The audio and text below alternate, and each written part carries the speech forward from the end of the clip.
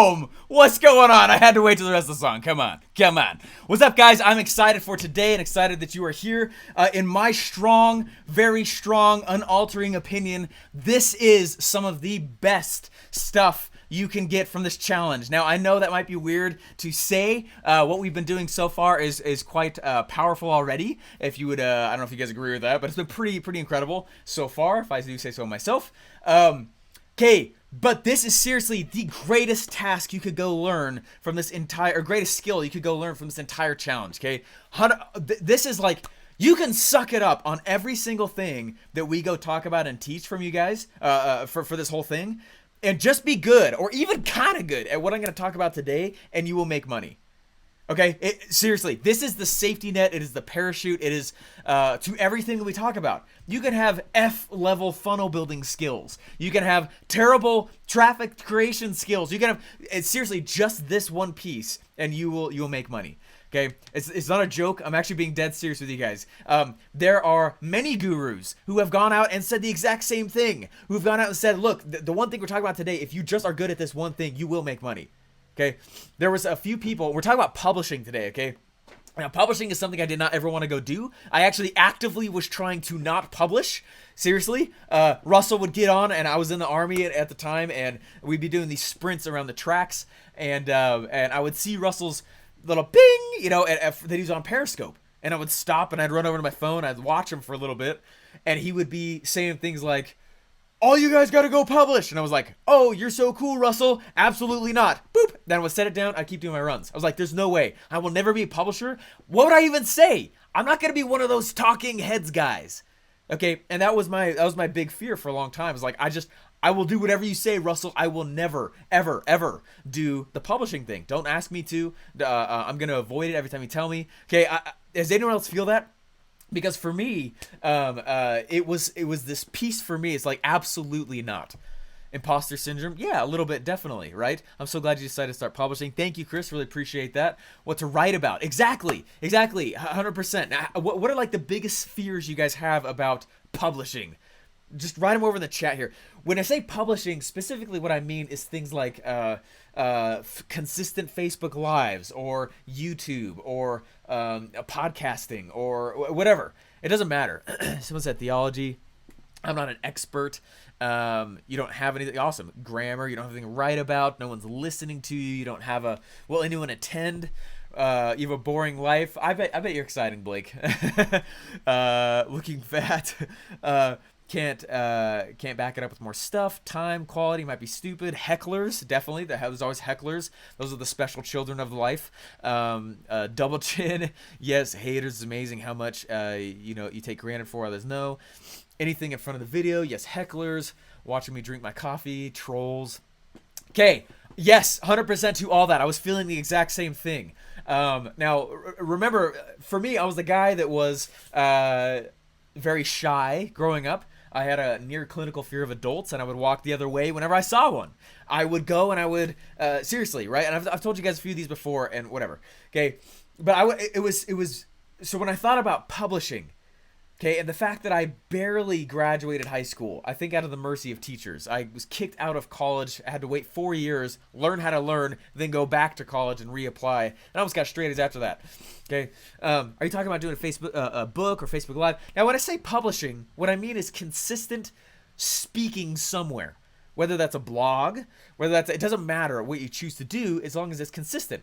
And so what happened to me, though, is I was like, I see... I see you speaking, Russell, and I will never do it. And I bootstrapped my way to his first event, and no joke, right, I didn't have money for that taxi, so I rode a bike there through San Diego, downtown San Diego, to the event with my luggage over my shoulder, and I hid the bike in a bush. And as I was walking into the hotel, I remember distinctly telling myself, I will do whatever this man tells me to do, but I will never publish. Okay, I will never publish. And no joke, I get in there and we watch the very first day, and Russell gets up and he goes, all of you should be publishing a lot. And I was like, crap! I just agreed to do whatever he said. I don't want to do this. And a week later, I was working next to him. And I had never planned on working at ClickFunnels, but the opportunity presented itself. I was well prepared. I said yes. I sat this far away from him, and the CEO of $100 million company already by that time. This was like 4 years ago.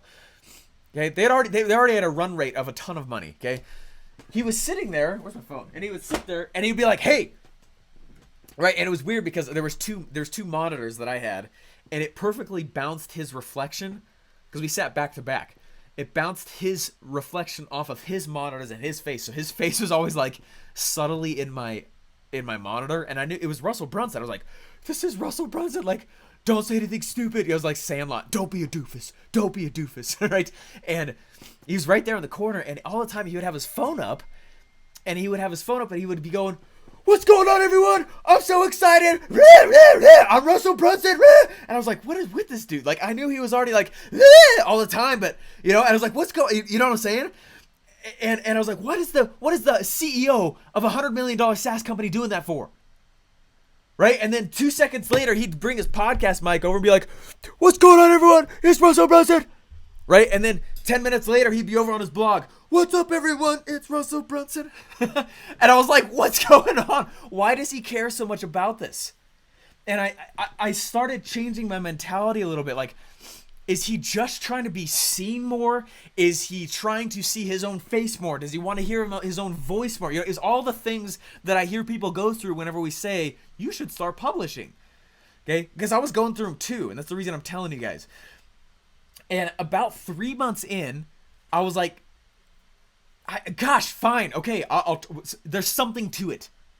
Okay, as I started building his funnels for his personal clients, right, I was doing them a lot for like Marcus Lemonis on CNBC for the TV show The Prophet. We built a lot of his inner circle funnels. We built a lot. That's what I was doing. It was ClickFunnels funnels, but it was really his personal clients funnels that I was brought in to help him build. So these really high end people, right? And no joke, guys. Every time we would build a funnel, it shocked me to death. Okay, but we'd be on these intro calls with these big gurus, and he would tell them. Right, he'd be sitting right here, and I'd be listening. He'd be sitting right here and be like, "Look, we're excited to build this funnel for you, massive influencer person. How are you? But we won't do it unless you do this one thing. Sir, your only role," and this is what he'd be telling all these people, and this is what changed my mind. I'd be like, why is he saying this? He'd be like, "Your only role in this entire thing, we will handle the funnel build. We will put the rest of the product together. We will go and we will send traffic to it and launch it. The only thing you are required to do, massive influencer person, is you have to do a Facebook Live or equivalent every day for the rest of your life." And he would say that to them every time. And I'd be like, why? Who cares? And it was the craziest thing, you guys, to watch. He understood something that I did not at that time. Okay, this is like 4 years ago, okay? And he understood, it's three or four, no, wow, crap, almost 4 years ago. Okay, he understood something that I didn't at that time. And what he understood was the power of consistent publishing, not just what it does to the audience, but how it changes the entrepreneur. I started watching these people who didn't know how to speak become the attractive character. Okay, what's cool about this book, right? Expert Secrets, right? Teaches you, if you haven't read it, as soon as this challenge is over, go read this, okay? This is better than my entire marketing degree. Seriously, no joke, no fluff, no smoke, okay? Seriously, these two books, better than my entire marketing degree, bar none, easily said, without contest, okay? Spent 5 years. If you don't want to do that and a whole bunch of money, just read these two books, you'll be caught up, okay? What's interesting is in this book, it teaches, in order to create a mass movement, you need 3 things, right? And some of you guys know this already. What are the 3 things that you need in order to create a mass movement? Attractive character, Ryan, 100%, right? FBC. Charismatic leader, future-based cause, and culture. Yep, 100%. Awesome. Okay, so you need a cause, you need an attractive character, and you need a new opportunity. Which part do you think everybody gets distracted by? Cause, attractive character, new opportunity. Everybody seems to skip past the attractive character piece and they go create a new opportunity because it's new. Okay? In the thousands of people I've coached doing this now, okay, the 500 plus funnels I've built on my own, people skip over cause because it's very checkboxy, okay? they kind of run past the attractive character because there's internal growth, and they run to new opportunity because it's new. By definition, it is exciting, it is new. And so they run straight to it, which is not bad, but it's at the cost of the attractive character. My friends, do not outsource the role of becoming an attractive character. You can outsource pretty much everything else in your business. I'm telling you right now. I'm begging you, okay? There is a pattern that I see. I would be an idiot if I did not see the patterns in the stuff that I do with this. Do not outsource the role of becoming an attractive character. Don't outsource it at all. Okay, this piece right here. Okay, that's why I had my finger there. Okay, this piece right here, becoming the attractive character, the charismatic leader, is part of what develops you. It's the journey. Okay, and the reason people skip past it, which I get, but the reason people skip past it is because they jump past it. They go, oh my gosh, I'm so excited to go get this thing. I'm so excited to do this. I'm excited. And they skip past it. And the attractive character piece requires growth from the person. The actual essence of the individual must increase. It's not fun. It's the part that isn't fun. It's the part that is a challenge. It's the part that is like, crap, Russell Brunson, that's the thing I don't want to go do, dude. I hate speaking. I don't want to talk. Right? And that's totally all the things that I was feeling for a very long time. So, today what I'm going to teach you guys is how I publish and how I do it, how I did it very easily to make it very low impact on myself. Because I knew I would not continue it if I made it this huge, convoluted, really complicated process. That would suck. Okay?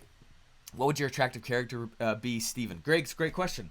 So in these books, the attractive character is one of the only topics that is in both books. Okay, there's very few topics that are in both books. That's one of them. Okay, I started out, and if you guys don't know what this is, the attractive character, there are different roles and there are different personas that you can take on. Now, I didn't know how to talk, so I'm getting over a little bit of a cold. Okay, I didn't know how to talk. I didn't really want to learn how to talk. Okay, I wanted other people to do the talking for me. And so I leaned into that. Rather than like shame myself, you gotta learn how to talk, Steven. No, instead what I did is I walked out and I said, I'm gonna be the attractive character role that this book talks about called the reporter. And for a long time, I was the reporter. Meaning, I didn't have to know all this crap. I didn't have to be the expert. I just went and interviewed experts. They did the talking for me. I just asked questions. What questions did I ask? How'd you get started? What should people be focused on? Stuff like that. Stuff that would just pull from them all the genius that they already were that I didn't have to go learn. I was like, I don't think that I'm good enough for this, right? And I would pull in all these people who were already experts to come in and do all the talking for me. Okay? I was like, I'm going to choose. Now, the first thing I would do is I would choose a platform that you guys can be focused on. That's very easy for you. Okay, so the first thing right now, how many of you guys love reading blogs? I know I asked a little bit about this before, but just follow with me. There's a different spin on this. Okay, a lot of people say no, some say yes. Congratulations, that's awesome. If you love reading blogs, you are now a blogger. Congratulations. How many of you guys love podcasts? I love podcasts. Oh my gosh, podcasts are amazing. Okay. Congratulations, you are now podcasters. Okay? Now, how many of you guys you love video? You like watching Facebook Lives all the time. You love YouTube, right? I love YouTube. I'm a YouTube junkie. Congratulations, you are now videographers. Grab a camera or your phone and just start talking into it, okay? Okay. What I want to do real quick, though, is I just want you to know, like, okay, now choose a platform. The point is, I'm not telling you what you have to do, but the point is to choose a platform that you feel a low barrier to entry to pull off. Okay? So for me, I chose podcasting because I didn't want to get on camera. Okay, it's funny, that's what I do now because the journey developed me and I was willing to feel pain in order to be developed. Okay, but I didn't start this way. 2.5 years ago, I was like, I'm going to be a podcaster. So I grabbed a mic. I didn't have one, so I borrowed Russell's all the time, every morning at 6 a.m. Okay, and I went and I grabbed a microphone. Before that, I was just on my phone. That's what he usually does as well anyway, by the way. So he just goes and he grabs the voice app, voice memos. It's already on all the phones, right? And he would just talk. That's what he did for the first 500 episodes of Marketing Secrets and Marketing in Your Car. Seriously, keep it simple, okay? Keep it really, really simple. That you can have this massive. I have a huge, convoluted, massive, 2 huge 9 agency content team. Okay, it's literally not. It's huge. Okay, it's very expensive. Don't start like that. Okay, I started with a $5 a month Libsyn account. Libsyn. Libsyn. That's one of my favorites. Okay. $5 a month Libsyn account. What was super cool about that is it would go and I would do my podcast. And I'd be like, what's going on, everyone? It's Steve Larson. Welcome to blah, blah, blah. And here's. And today I've got such and such guest on with me because I don't know what to say otherwise. And I didn't say that, obviously. But they came on. Okay? And I just, what do I need to ask them? Seriously, just go listen to other people interviewing them and write down the questions other people ask other people. Okay? I kept it, seriously, keep it really simple. That's what I did. Now I have all these gurus coming on in and getting on my stuff. They're developing the stuff. You know what? I've never had anybody ever turn me down to being on a podcast. Ever. Even when I first started, and it wasn't like I had no email list, guys. I had no list. I had no following. There was nobody. No one knew who I was. Now I was awkward as a speaker. I know some of you guys know my show, but like if you listen to the first few episodes, I've done well over 300 now. My first few episodes suck, okay? They're terrible. They're terrible. Just chalk it up, my friends. Don't be a perfectionist and just say, okay, I'm going to go ahead and I'm going to do this. I'm going to marry it, okay? I'm willing to suck in order to be good, and that's okay. One of Garrett White's quotes, which we all know, which is really, really awesome. Maybe you don't. It's like, hey, look, at first you're going to suck, and that's okay. But as you keep going, eventually you'll suck little, so less, eventually it'll be good. It's something like that, okay? But just do it. Just do it. And as you keep doing it, it was weird. I'm just telling you my experience so you guys can hear. Like, here's the problem. If you start publishing, if you wait to start talking when you are already up here, this amazing genius that everybody knows, you're already, right? And you're already this attractive character.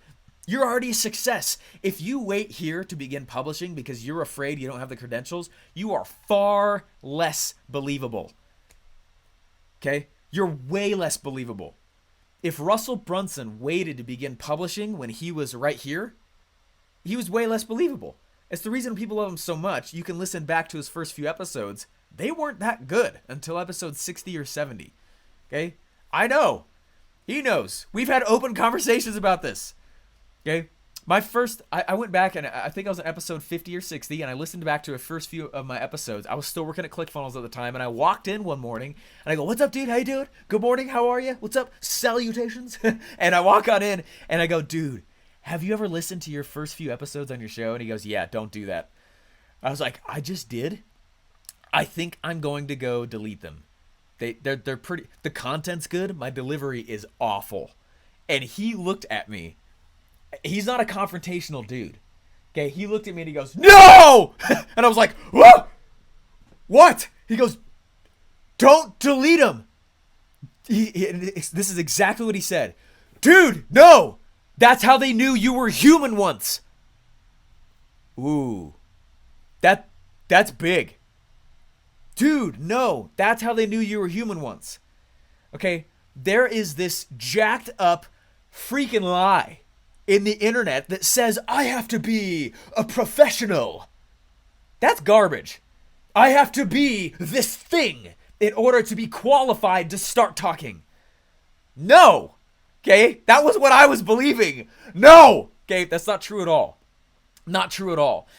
What's interesting is, now let's say that you haven't attained what it is that you're going for now. How do you publish? What's the goal of it?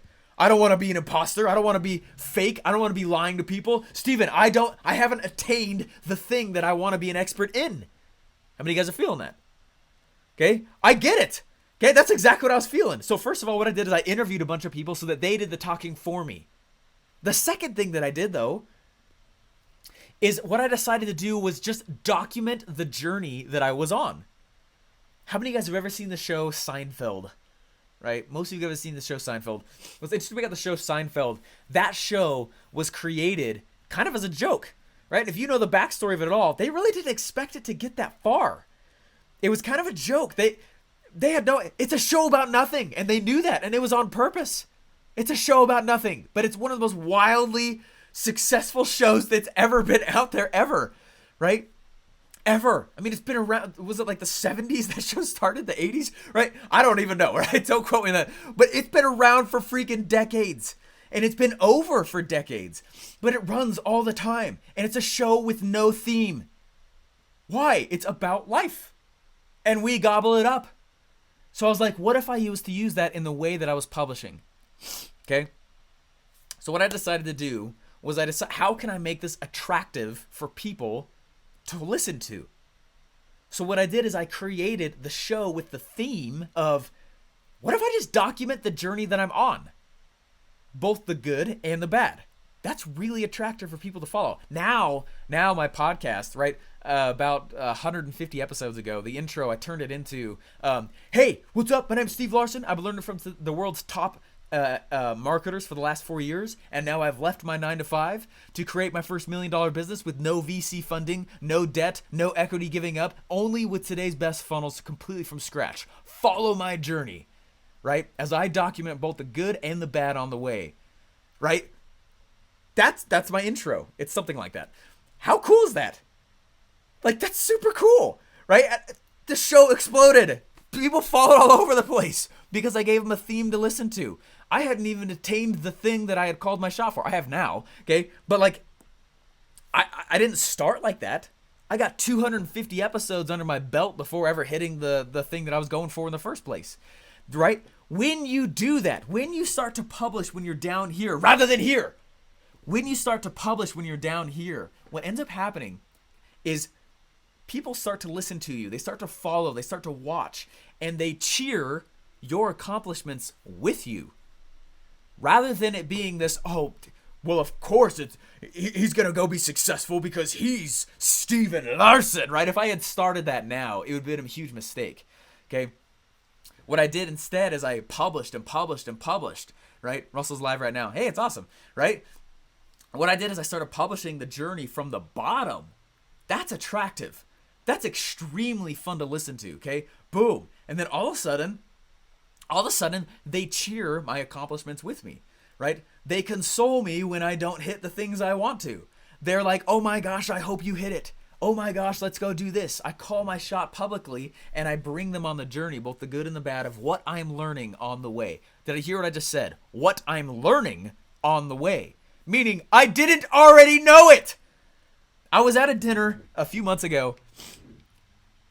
Crap, it's the end of January. Okay, never mind. This is like 8 months ago. Okay, I was at this dinner. I was speaking at this event, and it was cool. It was about 1,000 people at it, and afterwards we were having dinner, and we went and we were sitting down, and there was a group of them that had come over. We went and had dinner together, and they were asking me questions, and it was a ton of fun. I really enjoyed it, and one of the guys though sat up, and it bugged me. He sat up and he goes, Steven, what will you talk about on episode 376?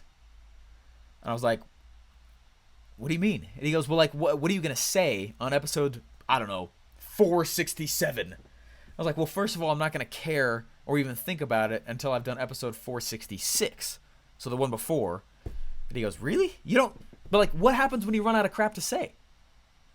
And I was like, what do you mean? And it really confused me for a while.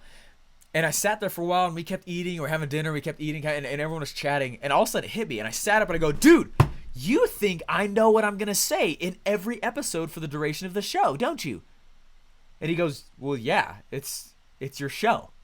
And I go, no, I have no idea what I'm going to say on the next. It's not that I'm like creating this pop shot crap content, but you're learning with me, right? I'm documenting the journey, both the good and the bad, stuff that I'm learning, stuff that's hard, stuff that's good, stuff that, you see what I'm saying? And he goes, huh. I said, yeah, like, meaning one of my favorite themes of the show that I have is to say something like, hey, you guys, what's up? It's Steven. I'm having this issue in my business, and so I thought I'd be open with you guys, showing you how I'm getting around it and solving the issue. That's a really attractive episode. You telling me that I'm going to see the problem you're having, Steven, and then how you're solving it, and I get to learn that for free from your episodes, right? And I went through and explained that to him. And when I don't know something, I've got books all over the place, right? I'll go start pulling books off the shelf, and when I learn something, like, oh my gosh, that's a great thing to go talk about and publish about. And I'm documenting the journey along the way. And it's super, super, super easy on me to keep it up like that. Very, very easy. It's super, yeah, thank you guys, appreciate that. Yeah, think of your audience and what's convenient for them to consume. Yeah, straight on, 100% Lisa, definitely. Okay, when you do it this way, it's very simple. Keep publishing very, very simply. Don't make it this complicated, convoluted thing. So I'm going to draw a few things here and show you guys how I actually do all my content. Okay. Now there's two methods that please understand. If you're not already publishing, do not try to make this really, really complicated. The fear of overcoming, I have to be talking, is big enough already. Don't make the mechanics complicated. Okay. When you get over that, then you can start doing it really, really cool. So here's how I noticed it for me. Around episode 20 or 30, I don't know how to describe it, you guys, but I started finding my voice, which is a weird thing to say. I would actively ask Russell, sitting right there, dude, how do you find your voice? Anyone ever wondered that? Right? For me, I was like, what's my voice, dude? How do I find my voice? And he would sit there, and I would hear him, and he has this way of talking, and he has this way of speaking and presenting. And I said, how do you find your voice, Russell? And he would look at me and he goes, dude, there's a few things in this game that I can't teach you. Okay, there are things in this game. Hear me when I say this. It might be something you want to write down. Okay, give yourself permission to suck for a while, okay? There are things in this life that we have to design. There's things in this business that are designable, but there are things in this business that have to be discovered. So some things we can design, some things we have to discover. Our voice and the way we speak and the way we present is very much a discovered skill. It's not so much a designed skill. There is ways to do it. There's really deep, beautiful ways to make yourself an eloquent speaker. There's great ways to make sure you don't say your ums and your ahs. Who cares? I say ums, I say ahs. Am I the most eloquent? No. I know I'm not. In fact, most people probably get mad that I yell a lot. I don't care. It's authentically me. Okay? The internet is the only platform in the entire world where I can be me louder. I don't have to be somebody else's interpretation of what success and successful people are. Me, how I really am, loudly. It's like the ultimate superpower, guys. And when you learn to just use your voice and speak, okay, but that's something that I can't say. You're like, well, in order to find your voice and you've never spoken for a while, this is what you have to do. Now, this is a discovered thing. Give yourself permission to suck. In fact, what I would do is just say that you're afraid on your first few episodes. What's up, guys? Hey, my name's Steve Larson. I'm kind of nervous to be doing this right now. Frankly, I know I got good stuff. I'm not the best speaker. Do you know what that does? People jump on that and they go, whoa, someone who's authentic. How refreshing. Because that's not a normal thing on the internet today. Okay? Right? Most people are going out and renting freaking Lambos, taking pictures in front of them. And now, I am the definition of success, my friends. Not on the internet. That kind of crap doesn't work. It doesn't work very well. I'm not saying there's a place for it. And if you own a Lambo, all power to you. But if you're not there, stop acting like you are. Be where you are openly. Own where you are openly. With complete trust in yourself. Right? And then you can walk out and be like, this is where I am. This is where I'm not. This is where I want to go. And by the way, I'm a little bit freaked out. And suddenly, it's this empowering thing. You flip that crap on its head. And then you're like, I could take over the world, right? And people are like, I hope you do. Thank you for talking about it and being open with us. And it's a very different feel. I remember, I'll get to my machines in a second. I call them the content machine. I'm going to teach you two different versions of that today. Hopefully you're cool that I'm just riffing for just a moment here, because this is like a big thing. If I can get you to publish, you will be successful. Do you understand? That's why I'm hitting this so hard. If there is a pattern on all the thousands of people I have coached with this now, okay?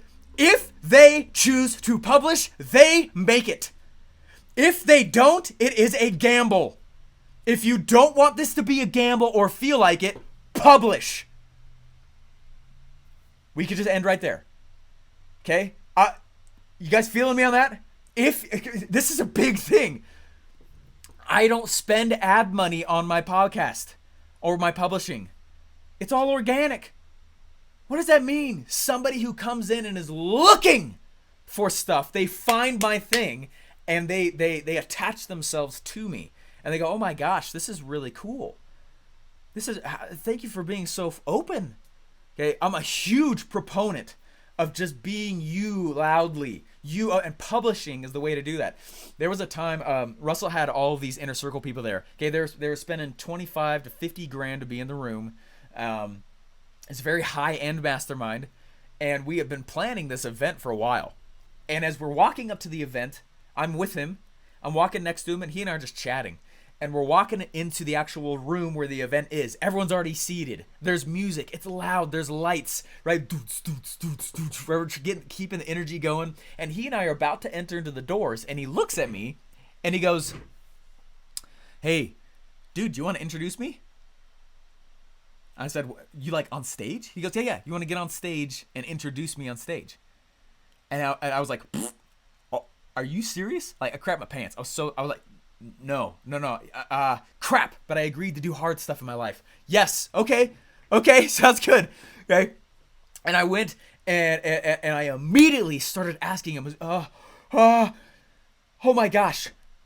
The room seriously was worth like hundreds of millions. Okay. There's a ton of people in there. I was like, you mean I got to go introduce you in front of all these people? He goes, yeah, man. If you want to, it'd be awesome. I'm on in like 3 minutes. I'm like, dude. And I immediately started asking him for a script. I said, what's the script, man? Like, how do I, oh my gosh. And I started getting nervous. And he could see that. I started freaking out a little bit. And I was listening to him. I was like, hey, I'm your student, man. I'm clay. Mold me. You know, and that's what I would tell him all the time. I was like, make it hard, coach, right? Give me your hardest stuff every day, okay? What is it that you can give? Craft me, dude. Craft me. I'm sitting next to you. Craft me. So I was already on episode like 40 for my podcast, but I was still kind of in the middle of finding my voice a little bit, and he could see us sort of freaking out.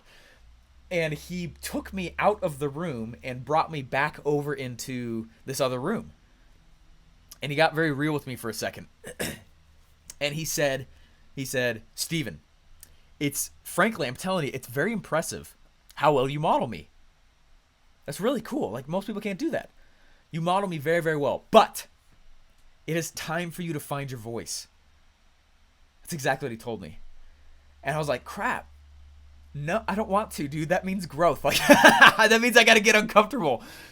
And he goes, stop asking yourself, how would Russell Brunson introduce Russell Brunson? How would Steven Larson introduce Russell Brunson? And I was like, gosh. I was already having success in my funnels. I had been getting success for my personal clients. And I was like, dang it, man. Like, all right. So I took the mic and I walked on stage. And it was the first time Steve Larson was born on stage. And I owned that crap. And it was a ton of fun. And I felt this thing. And the reason I'm telling you guys this story, from then on, I begged to be on stage. And then I started learning so much how Steven would say Steven Larson stuff. Okay, that I took over for him in all these events that he could no longer speak at. And then I started, you guys get what I'm saying? This isn't like a me fest. I'm telling you guys, like, from a guy who was that shy, who failed like crazy, who is the least likely success story. Okay, if I could just convince you guys to accept this one challenge and do it for the rest of your life, just publish consistently. I don't know, come up with your own schedule. 1, 2 a week, right? You just do that consistently for the rest of your life. Come back to me in a year and tell me your life is not radically different. Okay, seriously. There are many stories out there of people asking gurus, how do I be like you? And the guru will look at them. There's several, there's a lot of people who've done this. All you need to do is create a video every day for the rest of your life. And they'll make millions. Okay? Not at first. In fact, they'll probably have 2 views. Their first video. It'll be them and their mom. Okay? Just chill. Give it time and know that you're building like the most powerful asset on the entire internet. Okay? The power to control an audience. Your audience. That you did not have to buy from Zuckerberg with ads. That you did not, you guys get what I'm saying? You bring those people in and the ability to speak and move masses. You know how powerful that is, right? Warren Buffett speaks and literally the stock market is affected. Okay? That's what I'm talking about. Now, I've only been publishing actively and aggressively for the last like 2 or 3 years. Oh, shoot. It took 2 or 3 years? No, it really took like a year.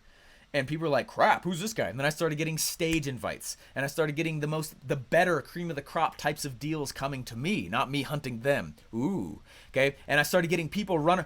Oh my gosh, Steven, you better hit the thing. Okay. What I'm trying to help you guys understand is like, this is one of the most powerful things. If I can get somebody to publish, like I get asked all the time, Steven, what are the things that I can go and outsource? The things I can't outsource. Okay. You can outsource funnel building. We're trying to teach you the basic mechanics of funnel building. Okay, we're trying to teach, we need you to get this funnel out the door. Okay, you can outsource certain parts of that. You can outsource, don't outsource a lot of the sales message creation. Don't outsource a lot of things that we're talking about this week. Do not outsource attractive character development. Become the attractive character in front of your audience. Don't become it and then start publishing. Become the attractive character in front of the audience. Then you're like, whoa, that is your role as an entrepreneur in this business. It's not to know how to do everything, right? We taught you about the how. It's the who, not the how, right? But this is one of the things. Just learn it. Learn how to talk. And I'm not saying you have to be this insane content, huge business. I'm in the content business. I just publish as much content as I can in front. Some of you guys will develop into that, which is great. But just for now, like, learn your voice. Okay? Capiche? This is, yeah. Thank you so much. What is the value ladder behind you? Oh, don't worry about it. Okay, so what I want to do is I want to walk through. I'm going to share my screen with you guys real quick here. And fam. Okay, here we go. Okay, so keep this simple. All right, keep this really, really simple on yourselves. And capiche, capito. What if you are loud in your podcast and then in life you're like, this is quiet guy? Aren't you going to be seen as a scam? Hey, no, that actually is a great question. So on my podcast, I'm loud. On stages, I'm loud. In person, I'm actually kind of quiet. I'm actually not a rah, rah, rah guy. There was a guy on stage. There was a guy, I was on stage, I was speaking at this event, and this guy got up. I think I told you guys this. He got up, and he's foreign, and which, it's fine. And he stood up and he goes, hey, are all of you Americans like, blah, blah, blah, in order to sell things in America? It's ridiculous. I don't have to learn how to do that. You tell me that it was when I was teaching this concept. And he goes, you tell me I have to be like, blah, blah. And he was mocking me. He was actually kind of a jerk. And I was like, no, you don't have to be. But I just know that when my energy level, my audience will never go above my personal energy level, right? If I walk into the room and it's my company, they will never outdo my energy, right? It's like this law. Well, he's the boss. I'm not going to be more motivated than him. Same thing with my customers. If I'm not pumped, why are they going to be about my products, right? Are my products good enough? Are my products actually awesome? You know what I'm saying? They are. They're the best in the world. I'm going to be pumped about it. If I can't be excited, why on earth would I expect my customers to be? And that's what I was explaining to him. And I was like, besides the whole like energy drops a little by the time it pops out the other side of the camera, energy drops a little by the time it pops out the other side of the speakers. Besides all that, yeah, it's been proven, it's been shown. But besides that, like, they're not going to be stoked unless I am, right? Anyway, all right. Okay, check this out.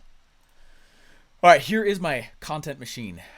Okay, now what I'm going to show you first is the content machine that I created to keep it simple when I was first starting. All right, here it is. Can you do that blah, blah, blah one more time? You like that? He was a jerk. All right, here we go. Okay, here we go. So the first thing that I started with was audio, just MP3. .mp3. And what I was doing was I was turning that into the podcast. Okay. Now I'd take the MP3 and I would go. Now you don't have to do this. I'm just telling you guys what I did. Please don't feel like I'm telling. I had to spend all this extra money in order to implement what Steven was talking about. No, that's garbage. Okay, it's your choice. I'm just showing you guys what I'm doing here. What I did is I took that MP3. And there's two places you can go to get transcriptions. I wanted to repurpose content. One of the biggest things I ever learned from watching a guy like Russell and all the people he was around, they are all brilliant, for the most part, at repurposing content. Okay? They repurpose content like crazy. So if I did an MP3, what did I also create? A blog post. What? Now, I hate writing blog posts. I like writing. I'm never going to write a blog post. Okay? So what I did is I would go and I would get it transcribed into text. And you can use services like you could do it yourself. I'm just letting you know, so I'm not telling you to spend money. Okay, but Temi, super good one, 10 cents a minute. Okay, transcribed by a computer. It's really good if you know you're gonna go edit it anyways afterwards. Rev.com, super good one also. Those are great places to use. That's a dollar per minute transcription by a human being. So slightly more accurate. Anyway, but what I would do though is I would take let me just take that off though. What I would do though is I would go and I would take the MP3 and I would go put it on Libsyn. Okay. Now Libsyn, what's cool about Libsyn, and there's lots of them that are out there. Okay, I think Podbean, Zencaster, that's another one. And if you're like, what are all these resources? Just Google it. Okay. What I would do is I would go put it into Libsyn because it was $5 a month. Okay, it was super cheap. I still use it. With the amount I publish now, which is crazy, I still only spend like $20-30 a month. It's not that much. But what it does is Libsyn would go and it would send it to iTunes and iHeartRadio and Spotify and this one and this one and this one. And it would put text versions of different places, and it would auto-publish it to YouTube, and it would auto-publish it to whatever Facebook groups and pages I wanted to. And it would it redistributed, not just iTunes, but like tons of these different platforms. And this was really, I don't want to get you guys distracted by this stuff, but I just want you to understand, like, what was cool about it is in one shot I would go and I would get it on tons of other audio platforms, literally in a click. Some video platforms, some text platforms, and it would redistribute it to like 14 different platforms, boosh, in one click. Okay, that was really, really cool. $5 a month. Okay, now I was on multiple platforms. Okay, just because I don't like reading blogs doesn't mean I don't have people who like reading my blogs or who don't like it, right? There are people who do. So I'm going to match them on the platform that they're on. Okay, so I'll get it transcribed also into text. And if it seems complicated, it's not. I literally would take the MP3, I'd get it transcribed, and I'd wait for the transcription. Then at the same time, I would go and I made just a super simple WordPress blog. Okay, because I wanted some SEO in there. That was it. There it is. Really simple. And I would go and I would batch record 2, 3, 4 episodes at a time, and I would drop out 1 to 2 a week. How's it? Okay. And after about 40 episodes, I started noticing that my ability to speak was getting better. I started finding my voice. Around episode 70 to 80, something really happened around there.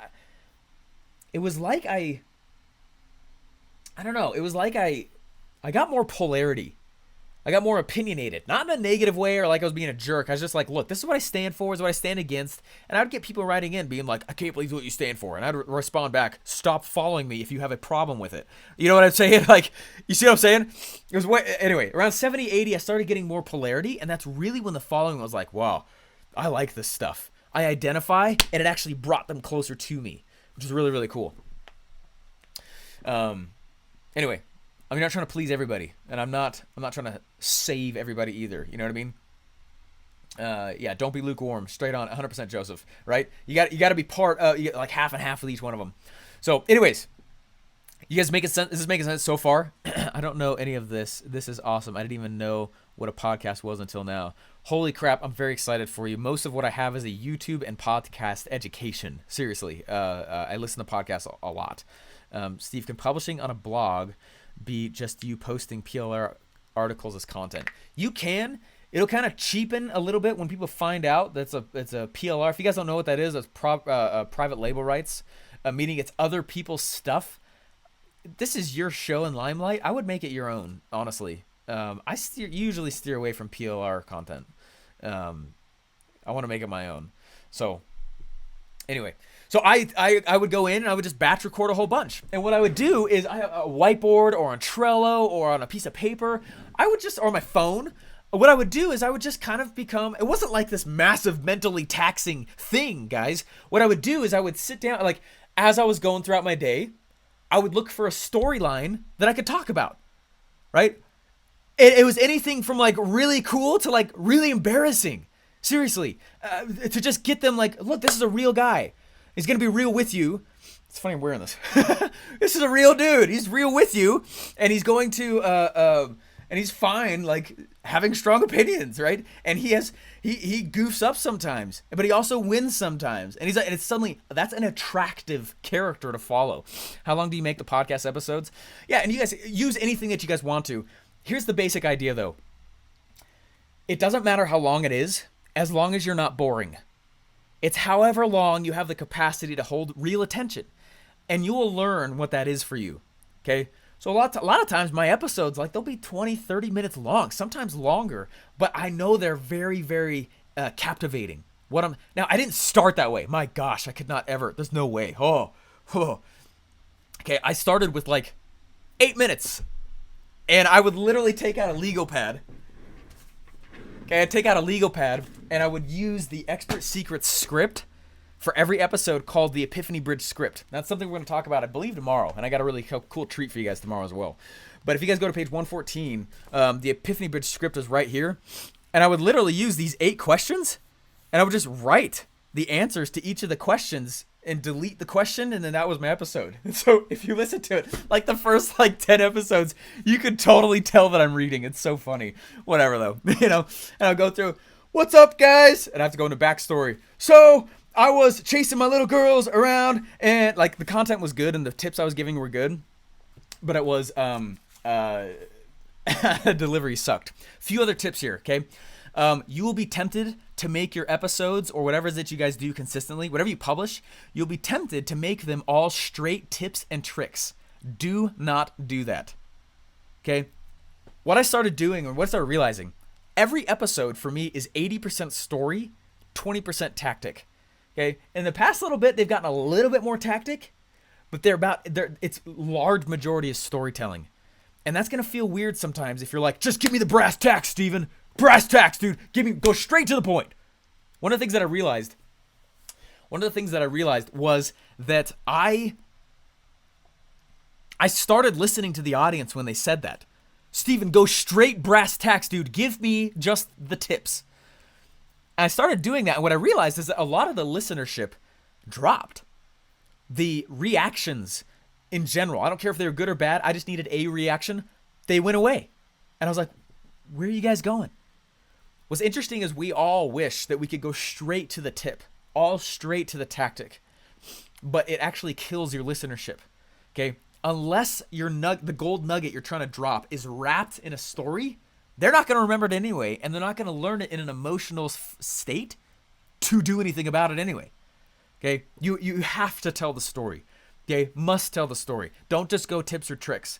Okay? The benefit of that is that one of the side benefits of publishing so often is you're going to get really good at storytelling, which is the greatest asset you could ever learn, the greatest talent, the greatest skill you could ever learn as a marketer. Marketers are storytellers, just at the core. We tell stories. Okay, and if you're like, I don't know how to be a marketer, learn how to tell stories. That's as far as you really need in order to be effective and make a lot of money. Okay, learn how to tell stories. Okay, this has been a super like I know I'm throwing a lot at you guys, but I'm just trying to help you guys understand. If you just do this thing, if you just do this, you're gonna make money. Okay, stop watching the clock and just do it. And pretty soon, in like 2 months, 3 months, you'll be like, oh, people are like reaching out, asking me personal questions now about their stuff.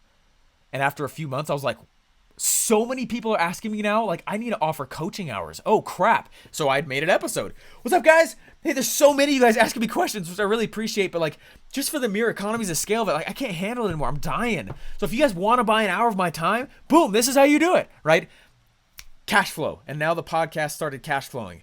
And I took that money and I went and I increased my speed by hiring other who's, right? Other VAs we talked about last week. And I went and this whole thing started building the audience.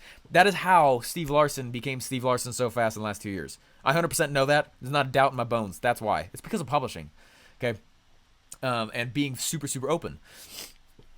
Anyway, love today's really life-changing. Lisa, thank you very much. This is groundbreaking crap, okay? You guys get this stuff because most people, what they do is they think you, first of all, you have to be an expert. You don't. It's actually less attractive if you already are, right? And if you already are, the way you get around that is you tell a lot of stories of how you got started, okay? They need to be brought through how you became who you are, okay? They need that then they'll celebrate with you. Okay. All right. So this is the first content machine that I used. Oops. This is the first content machine that I used. Crap. Let me get paintbrush up here again. All right, now here's the second thing here real quick. I'm doing all three. Yeah, no, do it. Colleen, that's awesome. Lolo. What I would do, though, is just focus on one platform and then repurpose the content. Super easy, makes it way easy on you. Anyway, and I was like, crap, I need money, though, to repurpose the content. I don't want to spend my own money, and I didn't want to, so I didn't. So I went and I promoted ClickFunnels, got a few accounts under my belt. That was all the revenue I needed to sustain a consistent content machine, right? Which ultimately is what brought all the people to me. And I will tell you, it has been my experience. I now have almost 300,000 downloads on one show alone, and the second show is 50,000. Okay, they blew up. They're doing awesome. Okay, I have a ton of listens on that. Okay, but what's interesting is, like, I would not have stayed consistent with this had I started with video. Just a little tip there, because I had to learn how to entertain the camera visually and use my voice at the same time. That would have killed me. Okay. I'm not saying you can't do it if you're already comfortable, and a lot of you guys are, which is great. I started with audio, though, because no one could see me and I didn't know what to say. And I was interviewing all these people. Most of my episodes for the first 30 are just interviews of other people. I didn't know what to say. Okay. And as I started getting opinions and opinionated, then I knew what to say. And I would go use it in the Epiphany Bridge script. I'd write that script and just basically read it until I got a lot better. That helped like crazy. Okay. Otherwise, I had to entertain the camera. Okay. And have fears of, okay. That's a new level of confidence that was really, really challenging for me for a little while, though. Okay, but I knew I needed a consistent content machine. I didn't want to go spend my money, so I used ClickFunnels and promoting ClickFunnels. That gave me, $1,000 a month that I could go and just be dumping into content. I will tell you right now, my absolute, bar none, absolute best customers come from those who have come from my content, not my ads. This is like a big old gold nugget drop. Oh, I have my gold bar. Just drop some gold there. Somebody better pick it up. Okay? My best buyers, best success stories, most likely success stories, shortest length to having success in general on my products always come through my content and not my ads. I use the ads because I make a lot of money from them. It's something that's measurable. It increases my speed. Okay? But the best buyers have always come from my content. Okay? The business that I love comes from those who are coming from my content. Okay, so just real fast, I know this is kind of a long one here, but this is like a huge deal, and it's the reason why I'm going super hard on it. This week is my favorite week of the entire challenge, by the way. Storytelling, what? Okay, talk about some life-changing. Oh my gosh, this is so huge. Now this is what I do, and I'm not gonna go super deep into it. For those of you guys, okay, anyways, let me just squirrel. Let me stop. Let me keep going. Okay, check this out. The way I start it now is I start with a video because I love YouTube and I wanted to take advantage of it. It took me like 200 episodes to gain the courage to do that, though. So don't, if you're like, I have to do all of it once. No, you don't. It's part of the attractive character progress, right? Let them see you on the bottom, right? And now I have stories about me freaking out and not wanting to do it. How much more believable is, like, how many of you guys feel more like, oh, I'm going to go publish after hearing all my stories? If I was just like, you got to publish, and I do it this way, and it's to the extreme level, baby, and unless you're doing it that way, you will fail, right? That sucks. And so because I can say, yeah, look at how I sucked for a while, and that's okay. It's more believable. More people take action on it, and it changes their life. I teach a lot of this stuff to a lot of people. I have a lot of my own individual students now on the very tops of iTunes because of this stuff. I know it works. Just do it, okay? All right, so what I do first of all is I start with video. Then we go rip it out, and basically we rip the MP3 from it. All right, then after that, what we do is I go rip the MP3 and then go put it in the text. From the video, though, we go and we actually do additional things to it. We rip images. Okay, so then we can hit Pinterest and Instagram. Anyway, we rip a lot of stills. We rip and we'll chop out a lot of like 15-second and 1-minute teasers, a lot of video teasers. We hit, it's like, It's a huge process, okay, now. But it's because one day Zuckerberg might do the Thanos snap, right? Snap! And kill Facebook for all of us, okay? The fact that I've got fingers in tons of platforms, there's people, I'm not on Pinterest. I hate Twitter, but I'm on them because others are too. It's not about my opinions. The market voted and they liked it. So that's where I am also. So I'm putting all my content in all these different places, seeding audiences and feeding people, okay? And what it's doing is it's insurance. So when I'm running ads here and I'm running paid ads, I'm doing Dream 100 stuff, which we will definitely talk about, which is freaking powerful. I'm running affiliate stuff, but a huge backbone to why the success has happened so quick is this, okay? Then what happens is, so like this is what we do with it. And it goes to blog platforms, and it's going iHeartRadio, and all these, like, tons of places it's going after that. Tons of places it's going after that, okay? It's getting repurposed, all the cool image places, all the places that are best for video teasers, full-out YouTube and other video platforms and content play, like, okay, all over the place. But the way it works for us is I go in and I say, sounds like a lot of work. It is a lot of work. That's why I'm telling you not to start with this version. I'm telling you to start with the first version I was telling you. I'm just, so you know where I usually take it. When you're ready to blitz the internet, okay, this is how I've been doing it. So I go and I film the video, right? And then the video gets sent over to someone who rips out the MP3 and gets it ready for iTunes. And then he sends it over to someone who's a YouTube expert who SEOs the crap out of it and rips out all the other assets we need. And then the SEO expert goes and grabs what happens? Blog. Right, then they write the blog, and then the next person goes and SEOs the crap out of the blog. Okay, then the next person goes, it's a big process, I'm just telling you. Okay, then the next person comes in, and they're the ones that do a whole bunch of auto posting and set up auto posting. Then the next person goes in, and then the next person, and it can go as far as you want. Okay, and it's big. Okay, it costs me about 20 to 30 grand a month. And it brings in way more than that. Okay, but it's the point that the point I'm saying is, like, if you can learn the talent of just being the attractive character and learn your voice and take it from somebody who's just freaked out for such a long time, okay, just do it and understand that you're gonna suck for a while, and that's okay. That's totally fine. And go in and with the understanding that, like, this is a funnel, okay? This is one of the, it's the safety net. It's the insurance policy for every funnel that I build. All I do is I go out and I say, what's up, audience, right? I've got this cool idea. It's going to be really cool, really awesome episode, cool story, cool tactic. Here's a call to action so that I can keep getting people where I can keep promoting stuff. But then I'm seeding stories in the podcast. They're following me in a sideways webinar, like a sideways launch. Right? Then every few episodes, it's like, boom, go here, boom, go here. And I'm controlling and swaying and moving the audience in a way that I need to for whatever funnel that I'm launching. I just time it with whatever funnel I'm launching at the time that the episode goes live. Okay? Really, really awesome. Alrighty. You guys good? Someone says I keep embarrassing videos. They're funny. Yeah, I have a blooper reel that I'll go toss on my group so that everyone can laugh. Okay, because we all stumble, we all stutter, we all say things that are stupid, we all mumble, anyway.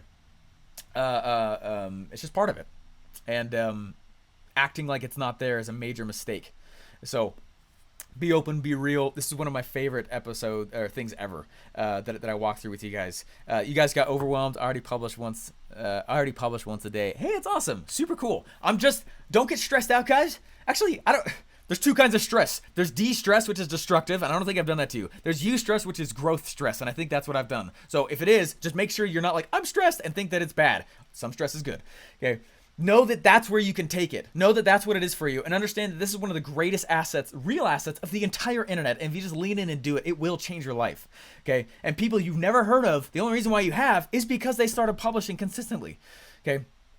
Anyways, guys, we'll talk to you guys later. Please go do the challenge for today. Find a way to just keep it freaking simple. Simple, simple, simple. Don't make this complicated. Figure out your path and make your first episode. Guys, and we'll see you guys later. See you tomorrow. This is my favorite week. We got a big treat tomorrow. Bye.